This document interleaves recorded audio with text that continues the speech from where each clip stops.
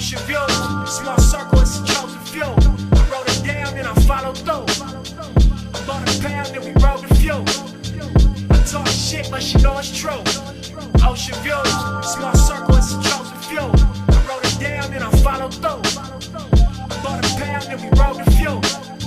I talk shit, but she know it's true.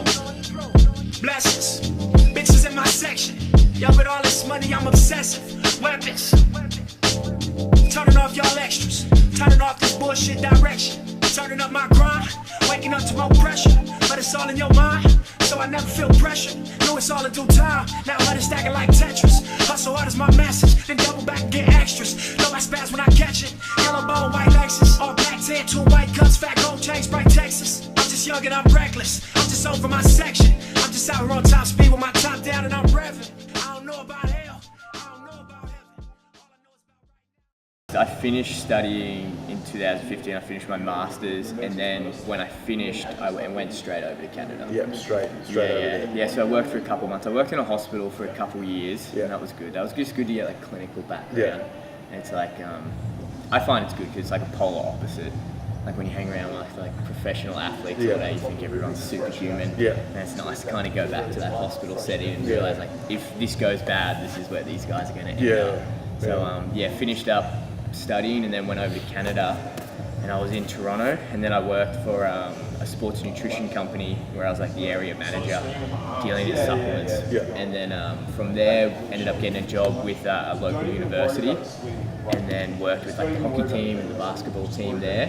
And then when I went over from there, I went up into Jasper in the Rocky Mountains, and that's when I really got into like the Fight Nutrition. I ended up hanging out with like an ex-pro boxer from Toronto, and we I was training with him all the time. We were talking kind of about weight cuts and like how he used to do it, and like having the background I had. I was like, man, that's crazy. Like that's just not normal. Like you shouldn't be able to put your body through that. And we ended up doing like a couple of mock weight cuts with each other, and I was like, this is ridiculous. And that's kind of when I started like looking for info, and I realized like there's just nothing out there. And it's like these guys, all these athletes are going on and Googling, and they're not getting any good evidence-based guidelines. There's just nothing there. So that's what really started me and got me interested, and thought like, this is just such an open field, and there's so much bad practice going on. Like it just needs to change. Like if you want to be like a fighter, it's your job.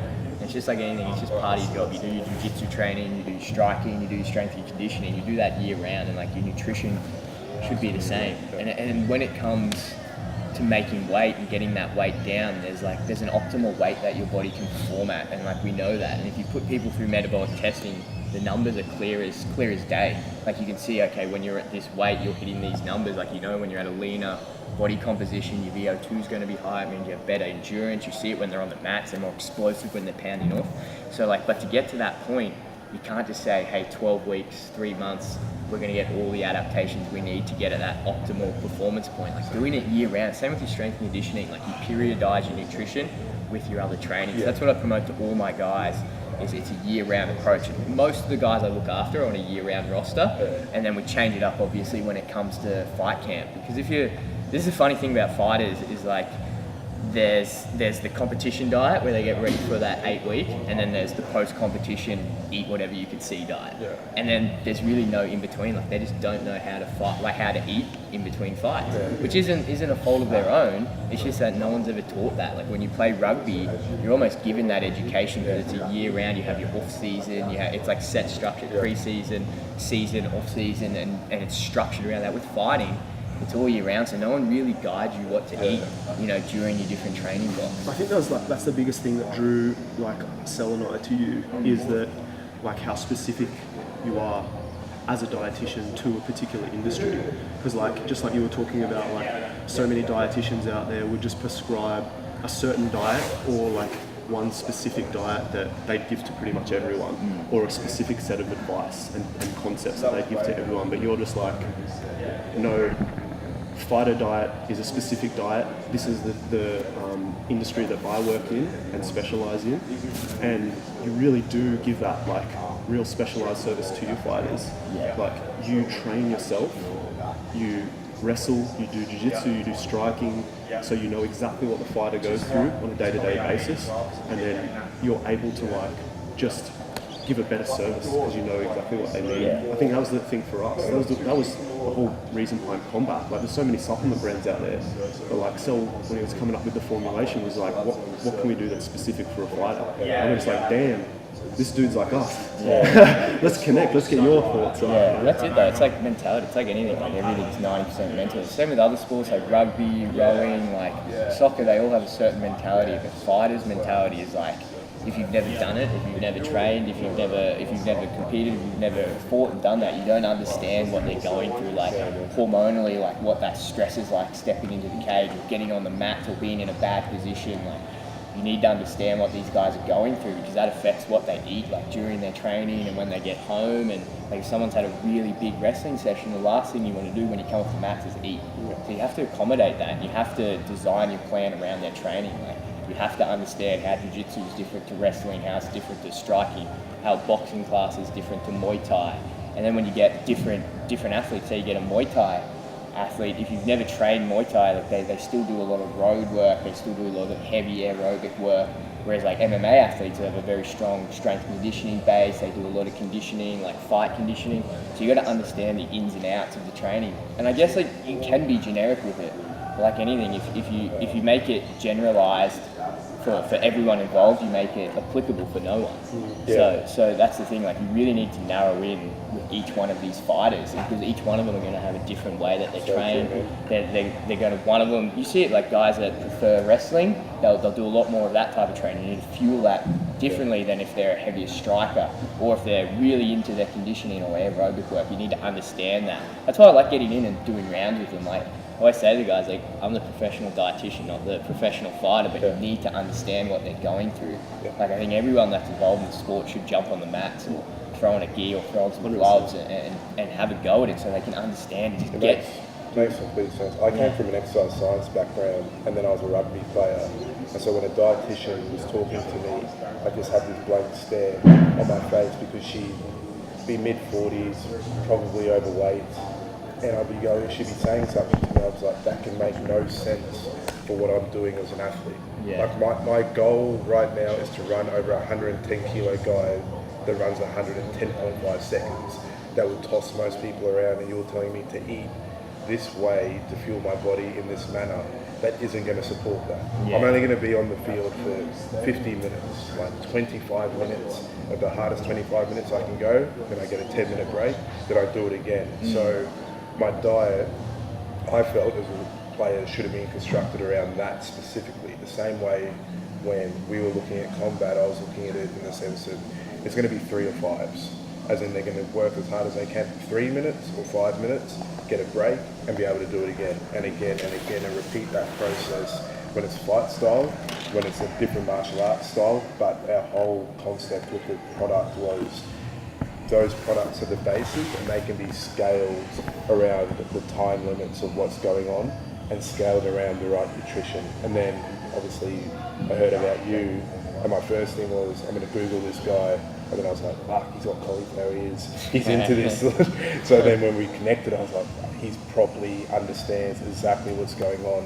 And if we have any athletes, they have to see it. They have to see Jordon because he knows what's going on. And if they're not seeing him, they're doing a disservice. Yeah. That was all I could think after our first meeting. Yeah, that's the thing, like, especially with diets and why this is good. Like, everyone, and it's true, like you should eat a whole food, mostly plant-based diet, and you should get all your nutrients from foods, but that's fine for like the general population. Like high-level, elite-level athletes, they're training 3 to 5, 3 times a day, and they're doing heavy sessions, built-in recovery.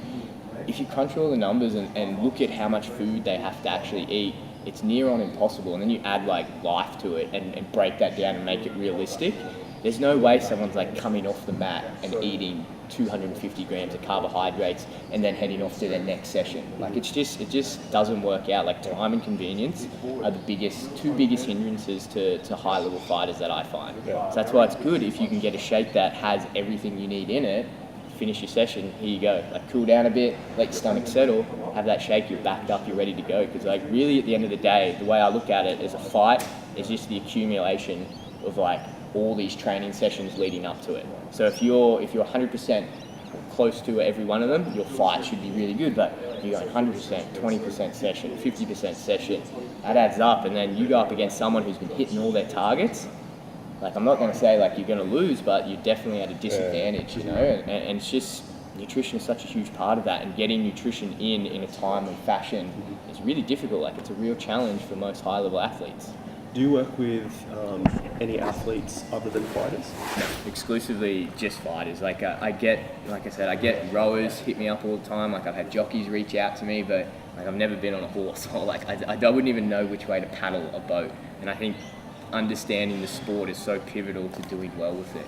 So understanding how to fuel these guys is so important for them being successful, and the plans that you write out for them. So, like, yeah, I could get a jockey or a rower on weight, no problem, but I don't know if they perform, because I don't know what their training's like. I haven't been through it. I don't know what I'm fueling. I don't know what it's like when they get to their match day. I don't know what's going through their head. It's just completely different. So yeah, I just work exclusively fighters. I think you nailed it, eh? That's the next level, eh? It's just like, it's not just about getting your weight down, because lots of people can do that. They can restrict their calories. Just like when I cut for a fight, I was like on 800 calories. I lost 10 kilos in 3 weeks, but hell, I didn't perform well. So it really is that balance of like performance and dropping the weight, keeping your body composition, as well as keeping your strength, as well as keeping your endurance and all those sorts of things. And also knowing what type of animal you're dealing with, as in every fight is different.